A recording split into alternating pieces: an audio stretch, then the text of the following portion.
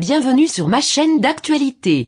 Ici vous aurez toutes les informations, sur tout ce qui se passe dans notre monde, les dernières actualités et celles du moment. N'hésitez pas à vous abonner, et à activer la cloche de notification pour ne rater aucune des prochaines vidéos. L'Ukraine annonce qu'elle a repris tôt mardi une banlieue stratégiquement importante de Kiev, alors que les forces russes se pressaient autour d'autres zones près de la capitale et que leur attaque contre le port sud assiégé de Mariupol faisait rage sans relâche.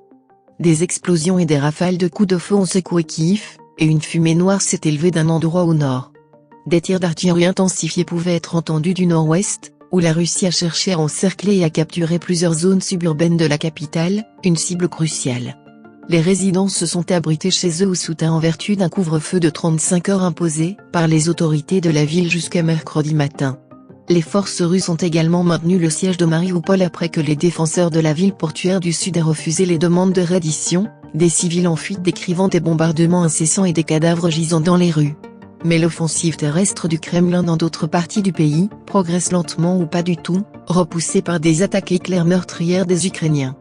Tôt mardi, les troupes ukrainiennes ont forcé les forces russes à quitter une banlieue de Kiev, à Makariv, après une bataille acharnée, a annoncé le ministère ukrainien de la Défense. Le territoire reconquis a permis aux forces ukrainiennes de reprendre le contrôle d'une autoroute clé et d'empêcher les troupes russes d'encercler Kiev par le nord-ouest. Le ministère de la Défense a aussi dit que les forces russes étaient en mesure de prendre partiellement d'autres banlieues du nord-ouest, Bucha, Hostomel et Irpin, dont certaines sont attaquées presque depuis le début de l'invasion militaire russe il y a près d'un mois. L'invasion de la Russie a chassé plus de 10 millions de personnes de leur maison, un nombre similaire à la population du Portugal et près d'un quart de la population ukrainienne d'avant-guerre, selon les Nations Unies. L'ONU a confirmé la mort de plus de 900 civils tout en affirmant que le bilan réel est probablement beaucoup plus élevé. Les estimations des morts militaires russes varient, mais même les chiffres les plus conservateurs sont de l'ordre de quelques milliers. Au-delà du terrible bilan humain, la guerre a ébranlé le consensus sur la sécurité mondiale de l'après-guerre froide et fait craindre à plusieurs reprises qu'elle ne déclenche un accident nucléaire. Le ministre ukrainien des Ressources naturelles a déclaré que les incendies de forêt près de la centrale nucléaire de Tchernobyl, dans le nord de l'Ukraine, ont été éteints et que les niveaux de radiation dans la région sont conformes aux normes. Les incendies ne sont pas rares dans la région, mais soulèvent des inquiétudes quant à la libération potentielle de radiation provenant des retombées de l'explosion de 1986 et de l'incendie de l'usine. Des inquiétudes ont été exprimées quant à la sécurité de l'usine désaffectée depuis qu'elle a été saisie par les forces russes le mois dernier. L'alimentation électrique a été temporairement interrompue au milieu des combats au début du mois, et l'agence ukrainienne de réglementation nucléaire a déclaré lundi que les moniteurs de radiation autour de la centrale avaient cessé de fonctionner. Face à une résistance inattendue, les forces du président russe Vladimir Poutine concentrent de plus en plus leur puissance aérienne et leur artillerie sur les villes ukrainiennes et les civils qui y vivent. Les responsables américains et britanniques affirment que Kiev reste l'objectif principal de la Russie.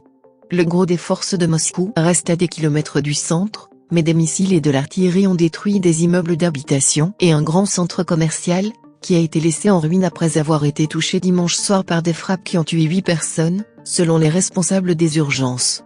Un haut responsable américain de la défense, s'exprimant sous couvert d'anonymat pour discuter de l'évaluation de l'armée, a déclaré que la Russie avait augmenté les sorties aériennes au cours des 2 derniers jours, en effectuant jusqu'à 300 sur une période de 24 heures, et a tiré plus de 1100 missiles sur l'Ukraine depuis le début de l'invasion. Le président américain Joe Biden, qui se rendra en Europe plus tard dans la semaine pour rencontrer des alliés, a laissé entendre lundi soir que le pire était peut-être encore à venir. Poutine est acculé au mur, a déclaré M. Biden. Il n'anticipait pas l'étendue ou la force de notre unité. Et plus il est dos au mur, plus la sévérité des tactiques qu'il peut employer est grande. M. Biden a réitéré les accusations selon lesquelles M. Poutine envisageait de recourir à des armes chimiques ou biologiques, bien que le porte-parole du Pentagone, John Kirby, ait déclaré mardi que les États-Unis n'avaient vu aucune preuve suggérant que l'utilisation de telles armes était imminente. Merci d'avoir regardé cette vidéo. N'oubliez pas de mettre un like, partager. À bientôt pour une nouvelle vidéo.